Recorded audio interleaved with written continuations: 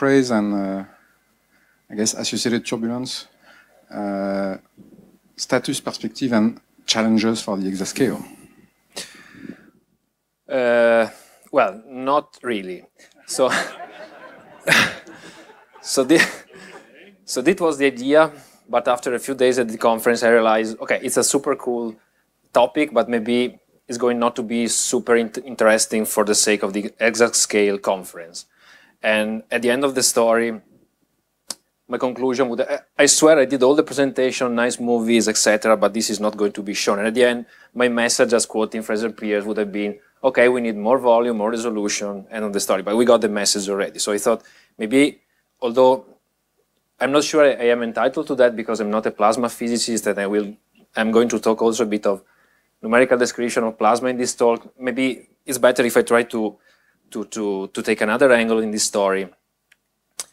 And then, so what I'm going to speak about instead is what we are doing towards exascale and what maybe we should actually be doing instead of that. And by we, I mean my group, and the we here means maybe also several other people. The first difficulty in exascale I realize in these days is actually ending a talk in time. So I decided to start with the conclusion just in case. So my conclusion, I will try, of course, to defend them, is that naive exascale can enable us, especially me, to progress from peta wrong results to exa wrong results very fast. Okay. And the reason for that is, for instance, pushing our hydro or MHD solvers to their limits just because the exascale computing might allow us to do so, can possibly push us to describe in a wonderful way virtually non-existing regimes. We have to know if those regimes in the plasma physics are really existing or not at the scales we are doing our computation.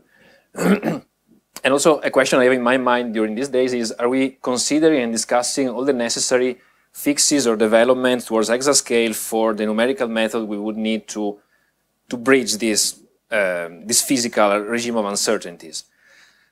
So just shortly, also to tell you why I'm also starting to think in that way, just to recap in a couple of slides, my background in my not so many years of research here is, first, several years ago, with a group with Gianfranco Brunetti, Claudio Geller, who is here, Marcus Brugge, and other people, I started to push the resolution in hydro simulation of galaxy cluster towards the best I can get inside a given computational resource. For instance, a few years ago, we pushed the resolution in the public and the code to use, to refine as most of the volume we could refine in where galaxy clusters were supposed to form. So we used nested initial condition, we pushed and we changed a little bit the refinement criteria to get a very high resolution also in the outer part of galaxy cluster. So this is a result of one of our simulation, and this, you can see a lot of hydro instabilities that are supposed to be at the scale of tens of kiloparsec at the VR radius of galaxy cluster. So it's a super nice result, and I really like turbulence. So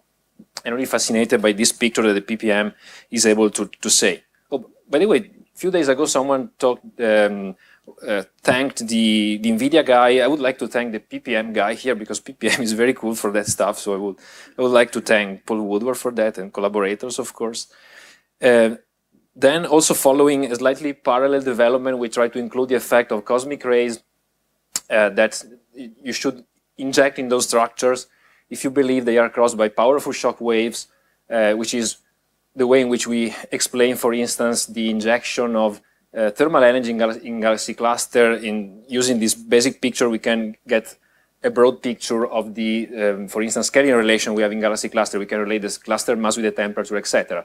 The same shocks should also inject some amount of cosmic rays, so relativistic particles, protons and electrons, because they are doing that in the shocks that supernovae remnant are releasing. So essentially we are plugging into the public version of ENZO a two-fluid method, which is mostly based and inspired by previous work by Francesco Miniatti, Kang, Ryu, Jones. Essentially we are modifying the PPM solver, and we are trying to evolve cosmic rays with their different equation of state, etc., and monitor their feedback on the evolution of galaxy cluster, because we want to know if those cosmic rays are really there. This was the main topic of the talk I decided to cancel.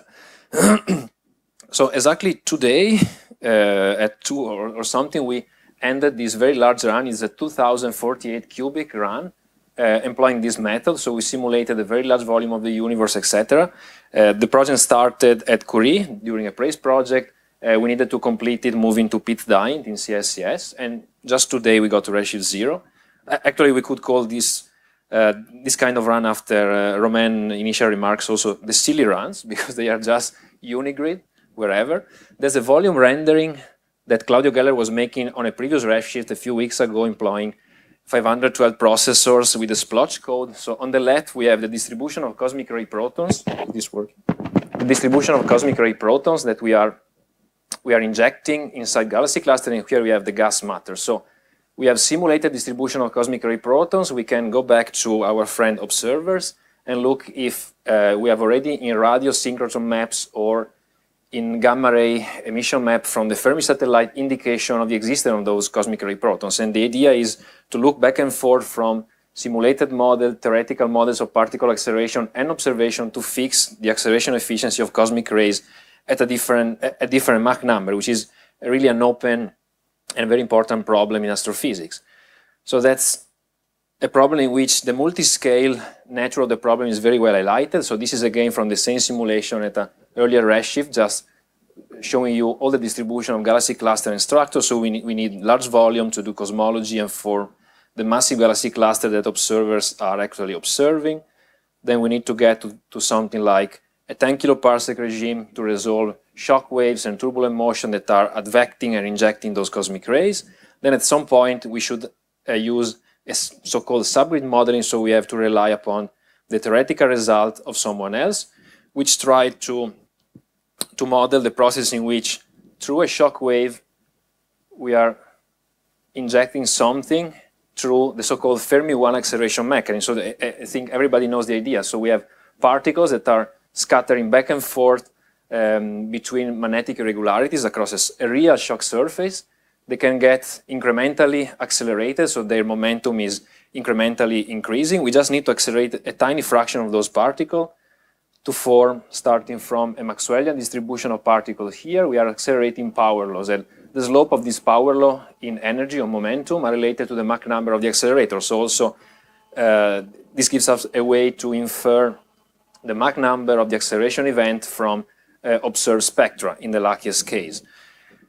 These are semi-analytical results obtained from Kang and Jones using, there are numerical results in 2D obtained by Kang and Jones with solving the diffusion convection equation. Actually, if you use particle in cell method, so you drop the hydro description of your fluid, and this is a courtesy of Matsumoto-san, that try to simulate the acceleration of single electrons here that are approaching a shock. Here the scale is tremendously small. It's of the order of the Larmor gyro radius of particles. So you see that every time a particle is able to feel the discontinuous, the transition of magnetic field at two different stages of the shock, it's accelerating and the gyro radius is increasing. So this is a mechanism to inject particles at a shock. But this is totally different from, of course, what a simple Riemann solver would tell us. So of course, this is part of this tremendous multi-scale problem. At the end of the story, we are injecting cosmic rays. We want to know how many of them are there, if they are really there, if we can observe them with any given instrument. For instance, LOFER in Europe is going to open a new window at low frequency. And this is just the zooming to highlight the multi-scale problem you have here. So we have cosmology on the largest scale, hydrodynamic at some scale, and at some point, wave-particle interactions start to enter into the business. And those are really the annoying part. So, okay, this part was for the other presentation I'm going to give. Then the problem is, how is a real shock looking like in the space if we can actually measure it, not simulate, not seen from far distance, like in galaxy cluster, if we can really go there. So one famous example is what the Voyager 2 spacecraft measured while crossing the termination shock at about 10 to the minus 3 parsec from the planet Earth. So here we are looking at the daily averages of several temperature, velocity, density, and magnetic field fields across the whole year. So at this point, you see the spacecraft cross the termination shock, but unluckily what the spacecraft saw on the downstream it's not a simple shock. We don't have shock tubes here. We have this horrible feature. When I first saw that, I thought, that's horrible. So someone should shoot this instrument because it's very embarrassing. Nature doesn't know anything about Riemann solver, and this thing doesn't make sense.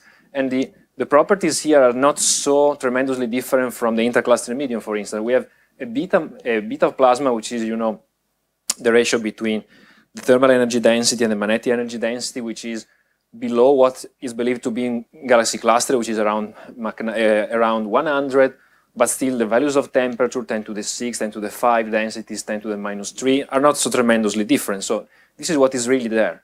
And this is a good way to remind ourselves that when we speak of temperature, that's the first subgrid modeling we are putting in our computation. So temperature is a quantity that makes sense if you have a large enough volume to take this average, and you are assuming you are describing the whole population just using one value, and you are assuming also that this quantity is a scalar. In real plasma, this is not the case. So when we repeated several times that there is no point in asking for the convergence with the resolution of a subgrid model, because most of subgrid models are meant to work only at a specific scale. This is also true for what we call hydrodynamics or fluid dynamics. There are scales in which this is not true, and temperature is a bad subgrid modeling on what is really going on. This is for termination shock. There is something similar that I just very recently discovered. There is the collection of more than 1 million shocks observed from the NASA WIND spacecraft, which is located instead much closer to Earth at the Lagrangian 1 point, so 1 million kilometers from Earth. They collected at an incredible time-resolved sequence every shock which was crossing the spacecraft. So again, we have 2 random shocks out of this million public collection that you can download from here. And again, you see how the velocity is increasing, the strain thing that density is doing, and also what magnetic field is doing. So in this case, the density is higher, so it's a state which is much different from the intercluster medium, but several astrophysical environments are similar to that. So the issues here, this is again a collection of those measurements. I'm not sure you can see. So here we have the plasma beta for each of these shocks, and here we have the anisotropy in temperature, because this probe was able to measure the temperature parallel and perpendicular to the local magnetic field. And what you see is that for high beta plasma, like what you have in the intercluster medium, like here, you don't observe temperature anisotropy because you have very fast plasma instabilities called mirror instabilities, Fires instabilities, that are very fastly rearranging and enhancing the particle scattering, so everything is very close to be isotropic. If you go to lower and lower beta, and more or less this is the beta typical of the galactic halo, and this is the one typical of the warm interstellar medium, those instabilities are not so fast, they're not acting, and your temperature can vary across these 2 directions by 2 orders of magnitude. We have, because our plasma is not collisional there. And the point is that the hydro picture would apply if you are very close to that, and if you are on scales large enough to apply, to assume that the temperature has just one value. If you are at a very high resolution and you are in this regime, the hydro picture can lead you to wrong places. If we have to apply what we know from several theoretical works by these people, but also many others from the intercluster medium, here we have now an energy spectra. So we have here a scale of megaparsec when our hydro picture should work. So we are injecting, for instance, kinetic energy through mergers or AGNs or galactic winds or supernovae, etc. Then it depends on the way in which our plasma is really working. So if we believe that the plasma has a Spitzer viscosity, that the mean free path is just the end of the story, is the only characteristic scale, we should also assume that any turbulence cascade is dissipated here, and we shouldn't push our resolution below this limit, which means, for instance, 23 kiloparsec for the standard intercluster medium. We are lucky in a sense that nature is also using those instabilities to reduce the real mean free path of plasma processes down to a very small scale. So the smallest scale that in principle can be there is the proton gyro radius, the particle gyro radius, which is of the order of a nanoparsec. So we have a tremendous range of scales. But the regime in which the effect of those instabilities is really making the plasma collisional is still matter of debate. No one exactly knows. There is a tremendous theoretical difficulty in describing this phenomena. So the range in which our simulation, hydro or MHD code plus some subgrid modeling can be pushed down to this regime is really still matter of debate. And I would be, of course, the happiest person in the world if the real smallest scale that our simulation can resolve is down there, because it means I can continuously increase the resolution of my turbulent map, and because I really like turbulence, etc. But it's not sure. So at this point, when I was told that, my reaction was, okay, I don't care, this is going to go away, that is just a bubble, but it's not granted. So the only information we have from X-ray is providing us evidence of a reduction of the collisionality of the plasma only on the regime of a few kiloparsec, because if you go to a Chandra map, for instance, of nearby galaxy cluster, you can say that the sharpness of your structure is only of that order because that's the resolution of the instrument, but there is nothing ensuring that, for instance, if in the future you can point an Exascale Chandra on the location of an accretion shock, you're really going to see a sharp feature of a 1 kiloparsec scale. Maybe the shock is just smoothed across a much larger scale because the plasma there is much, has a different collisional scale than what our hydro or MHD modeling would suggest. This stuff, even if we understand how to master the small scale effect of plasma instabilities on this plasma in a subgrid fashion, this is still not negligible, because people have shown that the macrophysical effect of those instabilities can be enormous. You can change the growth rate of magnetic field dynamo, you can change the spectra of turbulence at small scale, you can change the momentum and heat transport in galaxy cluster. You are producing different population of cosmic ray particles so that you cannot anymore just use one temperature to describe your population, etc. And there are several people that recently, on different perspectives, trying to address this issue. There are many more. And just collecting some of the latest one I was reading. This is still a somewhat classic approach in which you try to reproduce the sharpness of this feature that Chandra has observed on a scale of a few tens of kiloparsec. You are asking yourself, is the hydro simulation of this system that's result from Elke-Rödiger with flash, is a hydro simulation able to reproduce this kind of stuff? Maybe not, because what it would produce is something extremely sharp, and it's very unclear that Chandra is seeing that. So we are still working at the regime in which you are not sure of what is in the image, because the photon count is not enormous, but still you can question maybe the real collisionality of my plasma is different, because the same structure with a different degree of viscosity is going to produce a different set of spheres, etc. But that's still a classic approach. The usual question, what is the real viscosity of the plasma, etc. What I found extremely fascinating, although I'm not an expert on that, is that several people try to implement totally different numerical model to solve this issue. For instance, Santos Lima and collaborators here did a simulation of decaying turbulence in the intercluster medium using a kinetic MHD code, which means you have a code in which you are evolving pressure perpendicular and parallel to the direction of magnetic field, and you have so you have a pressure tensor, and you have terms in which you are evolving the effect, the subgrid effect of those plasma instabilities. And what they are showing here is that if you are increasing the rate of growing of those instabilities from being virtually infinite, which is the regime that we hope is working there because they are going to solve the problem, to have a very small value, you see that for the same turbulent field, which is said to be close to what we think is in galaxy cluster, you can find orders of magnitude in difference at the scale of 10 kiloparsec or 1 kiloparsec on the velocity power spectrum. That's just an effect due to the fact that at small scale, those instabilities can enhance or reduce the collisionality of the medium according to microphysical parameters. Yes, thanks.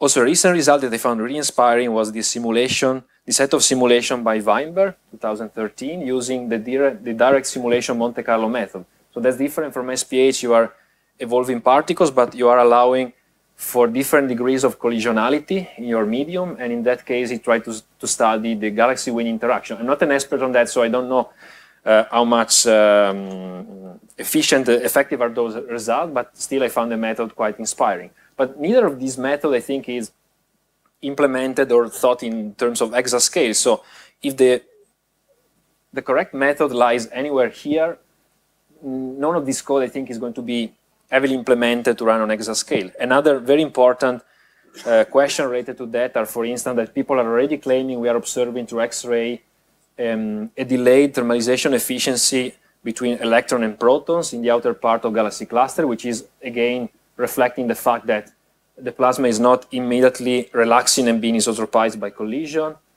I'm interested in accretion shock. Sure, I would be curious if really an accretion shock, as I imagine it, is as sharp as an endo simulation would produce it or not. And also, anytime you are also using gas accretion onto galaxies, you should ask yourself, is the gas I'm accreting at the resolution I'm looking at it on a collisional scale or not? So, okay, so I went back to my conclusion. I don't have any solution to that. I'm too stupid. I just thought maybe it was better to raise this issue since there are so many bright minds in this room. So it's something we should also consider because I think really if we just push all our formidable machinery to go to very high resolution and we forget the fact that what we are using is already a subgrid modeling, it's possible that we are going to produce super beautiful images of virtually non-existing features in nature. And that's, I mean, since this is going to burn a lot of resources, something we should keep in mind.